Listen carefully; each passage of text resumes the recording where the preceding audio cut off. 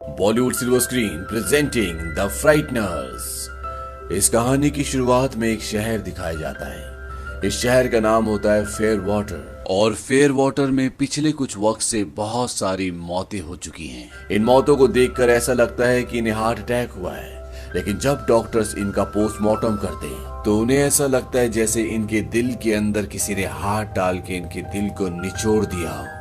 Fair water पूरा शहर दहशत में है क्योंकि पिछले 4 सालों में 30 मौतें हो चुकी हैं और आज से 30 साल पहले भी ऐसा ही कुछ हुआ था। शहर के लोगों का मानना है कि शैडो ऑफ डेथ यानी कि मौत का साया शहर में वापस आ चुका है। इसी शहर में एक आदमी रहता है जिसका नाम है फ्रैंक बैनिस्टर और कुछ सालों पहले फ्रैंक बैनिस्टर की पत्नी की एक कार दुर्घटना में मौत हो गई। फ्रैंक बैनिस्टर भी उस कार में था लेकिन वो बच गया, पर इस दुर्घटना ने उसकी पूरी जिंदगी बदल दी।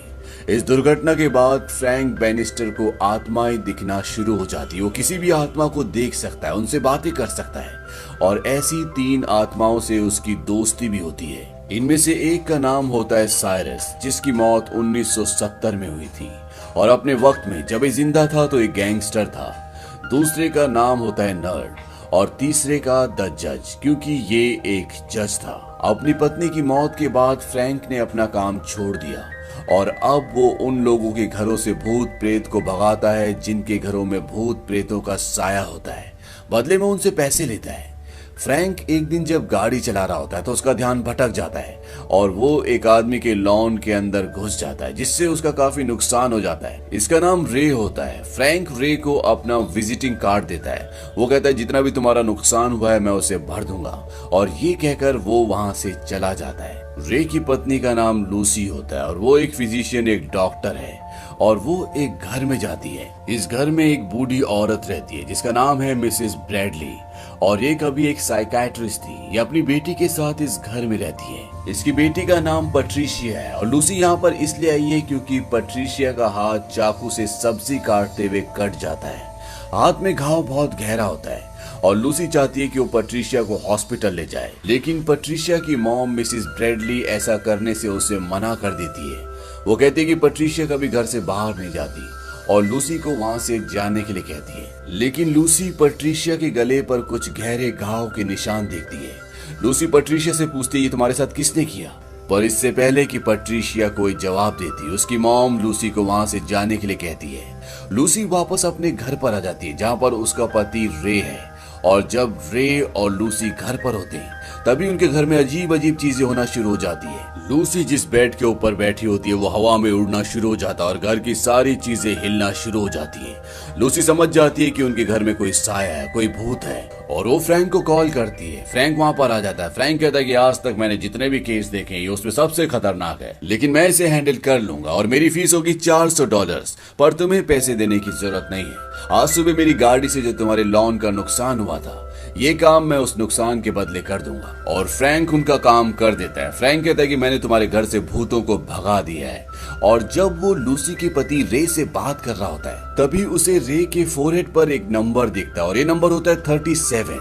फ्रैंक इस नंबर को देखकर हैरान होता है और वो कहता है तुम्हारे सिर पर नंबर कैसा है, लेकिन रे उसकी बातों पर विश्वास नहीं करता और उसे घर से जाने के लिए कहता है। फ्रैंक वहां से चला जाता और तभी रे के घर की दीवार पर एक साया उभरता है।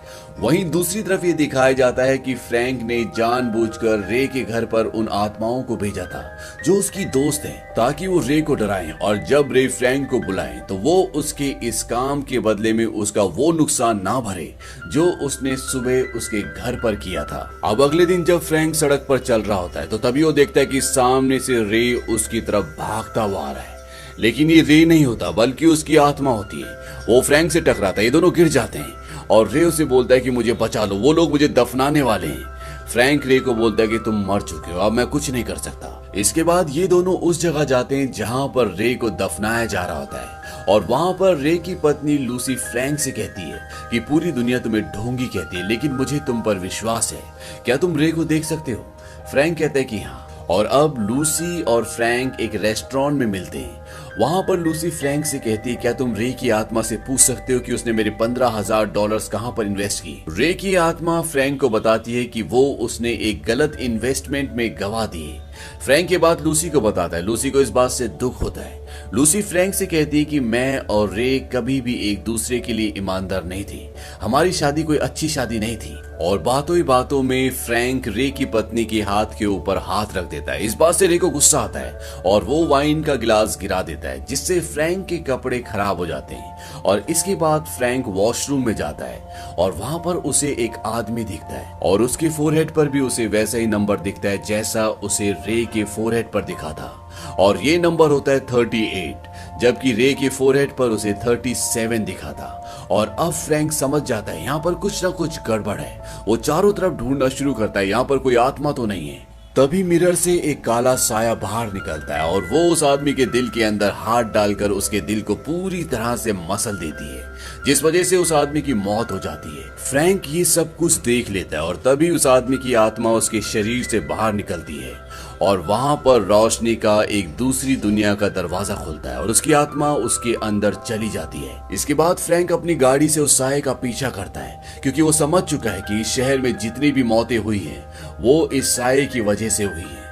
लेकिन वो उस साये को पकड़ नहीं पाता, वो उससे दूर निकल जाता है। वहीं अब लूसी को पुलिस स्टेशन में बुलाया जाता है, क्योंकि पुलिस को पहले से फ्रैंक के ऊपर शक होता है। और वहां पर जहां पर अब ये आखिरी मौत हुई है वहां पर फ्रैंक भी लूसी के साथ था, इसीलिए वो लूसी से पूरी घटना के बारे में जानना चाहते हैं। यहाँ पर FBI का एक एजेंट भी आता है और वो लूसी को बताता है कि आज से 7 साल पहले जब फ्रैंक एक आर्किटेक्ट था, वो अपना घर बना रहा था, उसका उस दिन अपनी पत्नी से झगड़ा हुआ और इसके बाद ये दोनों गाड़ी से वहां से निकल गए और कुछ ही देर बाद इनकी गाड़ी का एक्सीडेंट हो गया, जिसमें फ्रैंक की पत्नी की मृत्यु हो गई। और जब हमें उसकी डेड बॉडी मिली तो उसके फोरहेड पर चाकू से 13 नंबर लिखा था। फ्रैंक हमेशा अपनी गाड़ी के पीछे एक यूटिलिटी नाइफ रखता था और वो नाइफ हमें कभी नहीं मिला। आज तक हम उसकी तलाश कर रहे हैं और जब हमें फ्रैंक मिला तो 2 घंटे बीत चुके थे और उसका ये कहना था कि उसे कुछ भी याद नहीं है। दूसरी तरफ फ्रैंक पूरी तरह से परेशान होता है और तभी उसे आसमान से एक रोशनी धरती की ओर आती हुई नजर आती है। ये वो रोशनी है जो आत्माओं को अपने साथ ले जाती है और फ्रैंक समझ जाता है कि वहां पर किसी की मौत हुई है और फ्रैंक उस तरफ जाता है और वो वहां पर देखता है कि एक जवान लड़के की मौत हो चुकी है और फ्रैंक समझ जाता है कि इसे भी उसी साये ने मारा है, जिसे यहाँ के लोग ग्रीम रीपर कहते हैं, क्योंकि फ्रैंक को वहां पर उस लड़के की आत्मा के फोरहेड पर नंबर 39 दिखता है, यानी कि आज तक वो साया 39 लोगों को मार चुका है। अब फ्रैंक यहाँ से जा ही रहा होता है कि तभी वहां पर एक लेडी होती है, उसे उसके सिर पर 40 नंबर लिखा हुआ नजर आता है। फ्रैंक इसे पहले से जानता है क्योंकि ये एक न्यूज़पेपर की एडिटर है और वो फ्रैंक को बोलती है कि तुम्हारे लिए यहाँ पर कोई भी पैसा नहीं है, क्योंकि ये फ्रैंक को एक ढोंगी समझती है। फ्रैंक कहता है कि अगला नंबर तुम्हारा है, क्योंकि उसने उसके फोरहेड पर 40 नंबर देख लिया होता है। एडिटर कहती है क्या तुम मुझे धमकी दे रहे हो? फ्रैंक कहता है कि नहीं, मैं ऐसा कुछ भी नहीं कर रहा। वहां पर बहुत सारे लोग होते हैं। एडिटर उन्हें कहती है कि ये मुझे धमकी दे रहा है और तभी वहां पर पुलिस भी आ जाती है और वो फ्रैंक को गन पॉइंट पर ले लेती है, क्योंकि पुलिस को अब पूरा विश्वास है कि फ्रैंक ही वो आदमी है जिसने आज तक शहर में सारे खून किए हैं, क्योंकि पिछला खून जहां पर हुआ था वहां पर भी फ्रैंक था और यहाँ पर एक और खून हुआ है और यहाँ पर भी फ्रैंक है।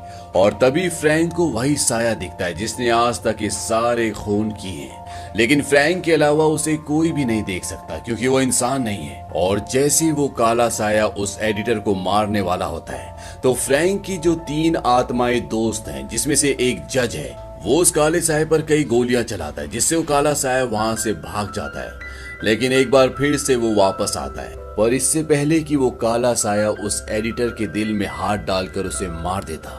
फ्रैंक की यहाँ पर जो 2 और आत्माएं दोस्त होती हैं, फ्रैंक उनकी मदद से एडिटर को अपनी गाड़ी में यहाँ से लेकर भाग जाता है, लेकिन वो काला साया इन दोनों का पीछा करता है और फ्रैंक की गाड़ी का एक्सीडेंट हो जाता है और वो काला साया वहां पर आता है और वो एडिटर के दिल में हाथ डालकर उसे मार देता है।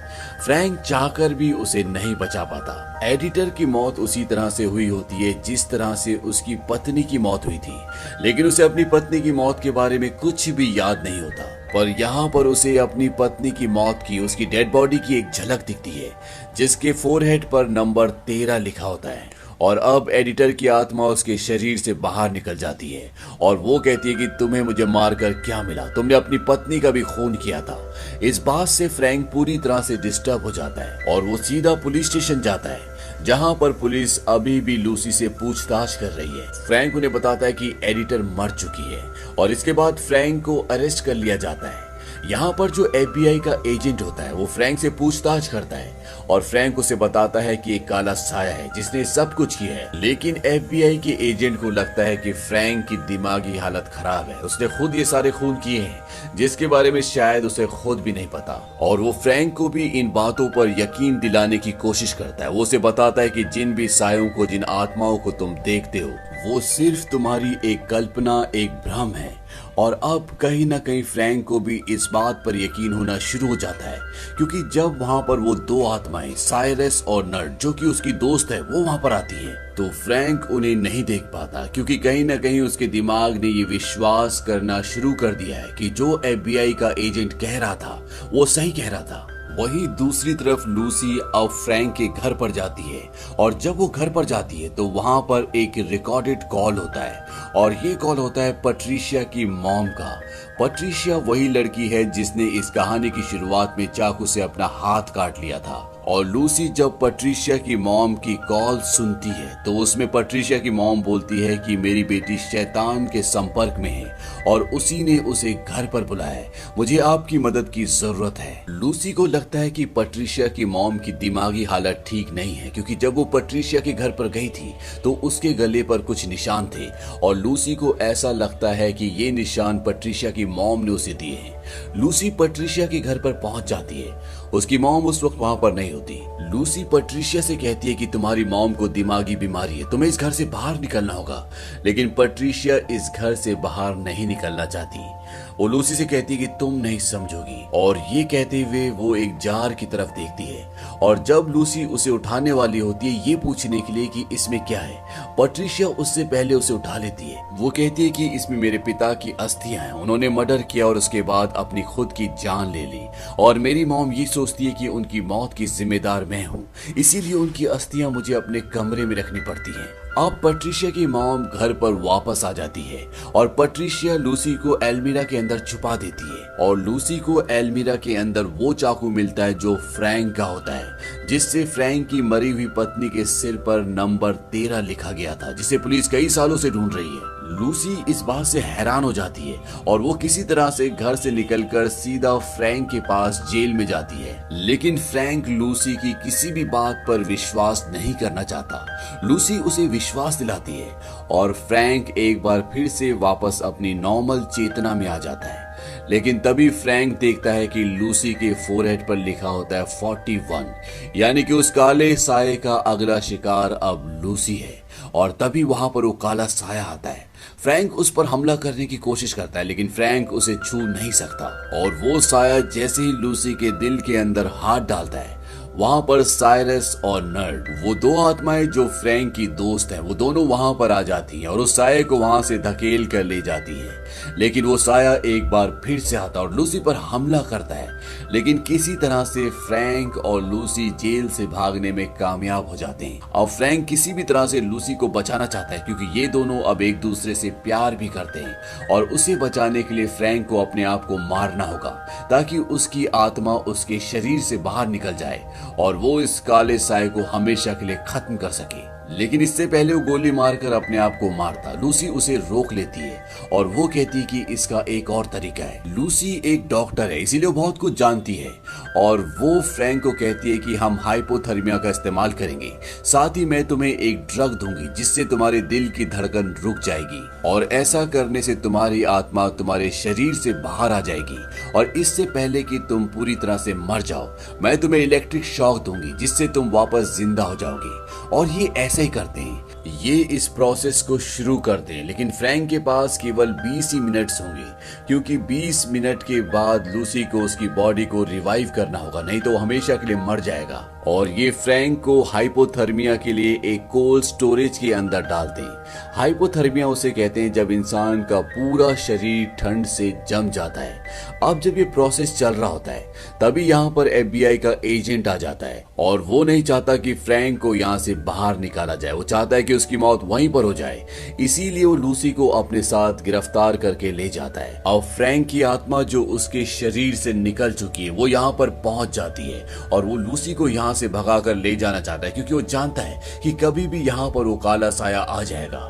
और वो काला साया यहाँ पर आ जाता है। फ्रैंक और उस साये के बीच में बहुत लड़ाई होती है और फ्रैंक उसे अपने काबू में कर लेता है। और फ्रैंक को पता चलता है कि इस काले साये का नाम, जिसकी ये आत्मा है, उसका नाम जॉनी बार्लेट है, जिसने सन 1964 में एक साइकेट्रिक हॉस्पिटल में 11 लोगों को मार दिया था। और वो ऐसा इसलिए कर रहा था क्योंकि वो इस दुनिया का सबसे बड़ा सीरियल किलर बनना चाहता था। इन सब कामों में उसका साथ दिया था पैट्रिशिया ने, लेकिन उस वक्त पैट्रिशिया की उम्र मात्र 15 साल थी और पैट्रिशिया जॉन बार्लेट से बहुत प्यार करती थी, इसीलिए इन दोनों ने मिलकर ये किया। लेकिन पैट्रिशिया नाबालिग थी, इसीलिए उसे उम्र कैद की सजा हुई, जबकि जॉनी बार्लेट को सजाए मौत दी गई। अब इससे पहले कि फ्रैंक की आत्मा जॉनी बार्लेट की आत्मा को पूरी तरह से खत्म कर दी, लूसी वापस उस जगह पर पहुंच जाती है जहां पर फ्रैंक की बॉडी है और वो उसकी बॉडी में इलेक्ट्रिक शॉक लगाती है, जिससे फ्रैंक की आत्मा, उसकी चेतना वापस उसकी बॉडी में आ जाती है। लेकिन वापस आने से पहले फ्रैंक की आत्मा ने जॉनी बार्लेट की उस शक्ति को, उस काले चोगे को जिसके पीछे उसकी आत्मा छुपी रहती थी, उससे छीन लेती है। और अब जॉनी बार्लेट किसी के भी दिल में हाथ डालकर उसे नहीं मार सकता। फ्रैंक होश में आने के बाद लूसी को बताता है कि जॉनी बार्लेट वापस आ चुका है और वो दोबारा हत्याएं कर रहा है और तुम्हें किसी भी कीमत पर पैट्रिशिया को घर से बाहर निकालना होगा। लूसी सीधा पैट्रिशिया के घर पर जाती है और वो पैट्रिशिया को कहती है कि तुम्हें मेरे साथ चलना होगा, लेकिन पैट्रिशिया की मॉम मना कर देती है। वो कहती है कि ये कहीं नहीं जाएगी। लूसी पैट्रिशिया की मॉम को कहती है कि तुम फ्रैंक का चाकू अपनी अलमीरा में क्यों रखती हो। पैट्रिशिया की मॉम बोलती है कि तुम मेरे कमरे में गई थी और ऊपर चली जाती है और पैट्रिशिया भी उसके पीछे चली जाती है। कुछ ही देर बाद पैट्रिशिया वापस आती है और वो कहती है कि मॉम मान गई है, वो पुलिस के पास जाने के लिए तैयार है, वो कुछ ही देर में नीचे आने वाली है। और तभी यहाँ पर जॉनी बार्लेट की आत्मा आ जाती है, लेकिन अब वो लूसी का कुछ भी नहीं कर सकती। पर जॉनी बार्लेट की आत्मा आने के बाद यहाँ पर पैट्रिशिया का बिहेवियर चेंज हो जाता है और वो उससे बात करना, उसे महसूस करना शुरू कर देती है।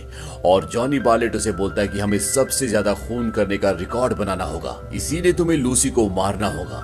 पैट्रिशिया लूसी को बोलती कि मैं अंदर से अपना कोट लेकर आती हूँ और जब वो अंदर जाती है तो वहां से एक चाकू उठाती है, क्योंकि वो अब लूसी को मारना चाहती है। इसी दौरान लूसी ऊपर जाती है और वो देखती है कि पैट्रिशिया की मॉम की हत्या हो चुकी है, क्योंकि पैट्रिशिया ने अपनी मॉम को मार दिया होता है। पैट्रिशिया ऊपर आ जाती है और वो लूसी पर हमला करती है, पर तब तक यहाँ पर फ्रैंक भी आ जाता है और अब पैट्रिशिया फ्रैंक और लूसी दोनों को मारना चाहती है। ये दोनों एक कमरे में चले जाते हैं और वहां पर जॉनी बार्लेट की आत्मा एक तस्वीर के जरिए लूसी को मारने की कोशिश करती है, लेकिन फ्रैंक उस तस्वीर को तोड़ देता है और जैसी वो तस्वीर को तोड़ता है, जॉनी बार्लेट की आत्मा उसी जार के अंदर चली जाती है जिसके अंदर पैट्रिशिया के पिता की अस्थियां हैं। और जैसी उसकी आत्मा अंदर जाती है, फ्रैंक ऊपर से ढक्कन बंद कर देता है, लेकिन जब फ्रैंक उस पर नाम पढ़ता है तो उस पर नाम होता है जॉनी बार्लेट का। यानी कि पैट्रिशिया ने लूसी को झूठ कहा था कि इसके अंदर उसके पिता की अस्थियां हैं। फ्रैंक कहता है कि हमें इसे किसी चर्च में ले जाना होगा। लूसी कहती है कि पास में एक हॉस्पिटल है जिसके अंदर एक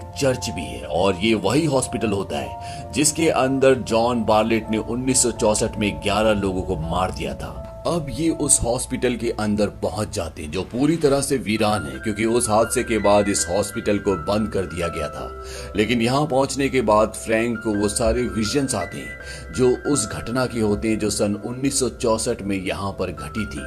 पैट्रिशिया भी यहाँ पहुंच जाती है और वो इन पर हमला करती है और साथ ही साथ यहाँ पर FBI का वो एजेंट भी पहुंच जाता है जो इस पूरे केस पर काम कर रहा है और उसके हाथ में वो जार आ जाता है जिसके अंदर जॉनी बार्लेट की अस्थियां, उसकी आत्मा है और वो उस ढक्कन को खोल देता है जिससे जॉनी बार्लेट की आत्मा आजाद हो जाती है। और अब वो एजेंट फ्रैंक को भी मारना चाहता है क्योंकि उसके हिसाब से सारे कत्ल फ्रैंक ने किए हैं और इससे पहले कि वो उसे मारता, पैट्रिशिया फ्रैंक की ओर गोली चलाती है। फ्रैंक जानबूझकर नीचे गिर जाता है और वो गोली एजेंट को लग जाती है और इस तरह से एजेंट मर जाता है और फ्रैंक कई मंजिलों से नीचे गिरता है। और अब फ्रैंक को वो पल याद आता है जब उसकी पत्नी का कत्ल जॉनी बार्लेट और पैट्रिशिया ने मिलकर किया था। ये वो घटना थी जिसके बारे में फ्रैंक चाहकर भी याद नहीं कर पा रहा था और इसी दिन उसके अंदर दूसरी आत्माओं को देखने की शक्ति आई थी।